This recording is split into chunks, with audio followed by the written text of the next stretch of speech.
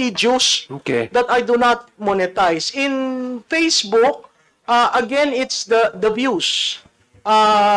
If, for example, you run 10-seconder, 30-seconder, and you get a high of, let's say, 1,000 to 2,000, you need to, again, register. But they will come up with your, oh, ito na yung nasa iyo, ha, but you cannot get this, it is only part because you need to register. So not everyone is knowledgeable of the need to register. The other way of earning is to send hearts, stars. So, I mean, it's a very intricate manner so that if you have free time and you don't have a job, it's the easiest. And you love talking, you love taking videos, that's the easiest. So now you have Generation Alpha really on it. The difference in TikTok is that they can grab any content, even from mainstream media, and repurpose it as their content without copyright violation.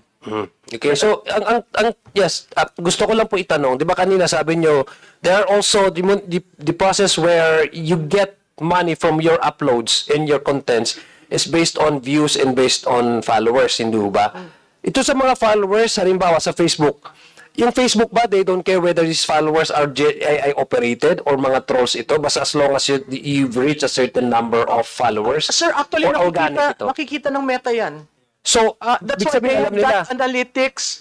If you open your page, there is a dashboard where you can see the analytics, and they can break it into who is following, from where, etc., etc.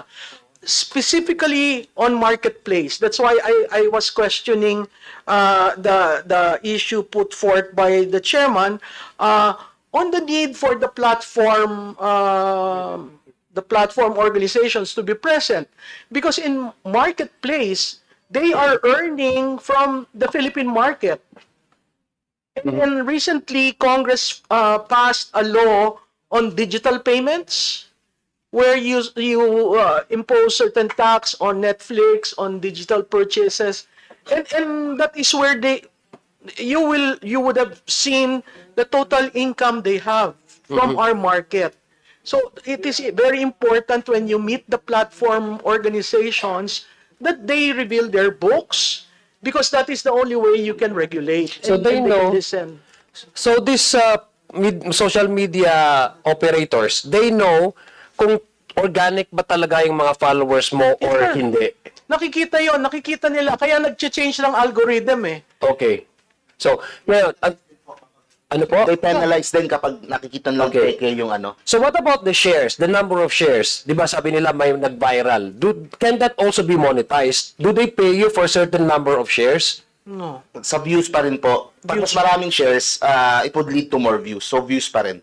So ibig sabihin, hindi nagmamatter whether nag-viral siya o hindi, basta as long as meron ng pre-arranged agreement na you have reached a certain requirement in terms of followers, organic ito, and then you have also agreed on their requirements for you to get money from all the contents that you upload. Tama po ba yung pagkaintindi ko? Yes, sir. Okay. Diba mas marami pong views, mas malaki po yung kita. Okay, so normally, sa YouTube po yung mga vloggers na to. Marami po sa YouTube. Okay, man. So, Mr. Chair, the reason why I'm asking this is, I guess it's very important that apart from inviting political vloggers, there's also a need for us to get representation and perhaps to invite the social media platforms. I believe you have already sent them invitation, but I guess it's imperative for this committee to really find out kung paano po tayo mag-jive with our law enforcement agencies, with our vloggers, kasi the only way for us to really regulate itong operation ng mga ganitong klaseng platforms or ganitong klaseng content na hindi makakasira sa reputasyon ng bawat, hindi lang politician, bawat po tao, even negosyo, kasi nagkakaroon din po ng market war, diba? Gumagamit po sila ng mga fake news, hindi lang sa politika, even sa mga negosyo nagsisiraan po sila, is for this committee and for the social media operators and platforms to be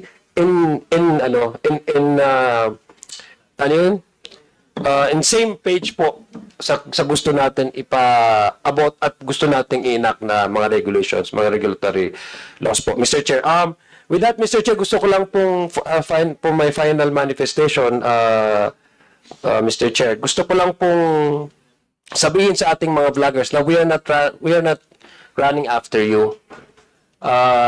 Kasi kanina po ang sabi po ni Congresswoman Franz Castro ay some of our guests here went to the Supreme Court and then to file a petition for certiorari, questioning probably the power of this committee to conduct an investigation. Do not take this personal because we're not running after you. We are actually trying because, social media platforms and the cyberspace, this is an emerging industry and community. And for every industry, if it's not regulated, if it's not restricted, then tama po yung sinabi po ng aking mga kasamahan, talagang it is bound to be abused and exploited. Ayaw naman natin na at the end of the day, tayo yung magsisisi. So, just to our message to all our guests who did not appear in this committee, I'd like to guarantee to you na hindi po kami, we're not running after you individually. We want your participation. We want you to give us your input so that we can craft a more responsive piece of legislation para maiwasan po natin yung pag-proliferate po ng hindi tama at maling balita po sa publiko. Marami pong salamat, Mr. Chair, for the opportunity. Thank you, Ms. Tikia, and thank you, Congressman Mr. Adjong. Thank you. The last to ask a question, si Congressman Barbers. Thank you, Mr. Chair. You are now recognized. Thank you, Mr. Chair. You have 2 minutes. Thank you, Mr. Chair. Thank you. It's, Lucky you, Representative Akop gave you another. thank you, Congressman. How many hours, Congressman Akop? 10 minutes. Thank you. Additional. Thank you. Thank you, Mr. Chair. Thank you, Congressman Ako, for that generosity. Again, following the last manifestation of our colleague, Congressman Adjong, that we want to specify na we're not running after the vloggers. Kasi that's a new industry, di ba? And it's a tool also to inform the public of important information, especially in relation to, say, politica, economics. We're only going to run after the purveyors of fake news. Yung fake news, especially those that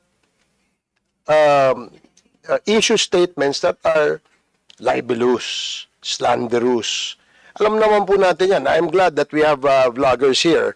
Now, if I may ask our vloggers who are present here today, which I asked the same question earlier kay Ms. Malutiki. Tinanong ko siya kanina kung kinakailangan ba tayo ay magkaroon ng isang regulatory policy or framework dito sa paggamit ng social media platform. At ang sagot niya, if I'm not mistaken, ang sagot po ni Malu Tikia kanina ay dapat. In fact, we can use the best practices abroad, ika nga, di ba? Yun ang ano. And we will definitely use that as our basis in crafting legislation as a product of this committee hearing. Now, we have three other vloggers present today. I remember si Mr. Mark, no? Mr. Mark, I will ask you the same question. Ikaw ba ay naniniwala na dapat ang social media sa Pilipinas o yung vlogging o vloggers dapat magkaroon ng code of conduct or regulatory policy sa paggamit ng social media platforms? Sa akin po, kailangan balansehin yung right to free speech and yung possible na pag-abuse nito kung saan nakakasobrang sakit ka na ng tao, libelous na, o hindi kaya tinatraidor mo na yung bansa. With that being said, sa akin po, ang tingin ko, kailangan hiwa-hiwalay po separate na usapan para sa AI kasi po ibang problema po yung sa AI, doon pa lang ang dami na tayong magiging problema in the future. Tapos ibang usapan kapag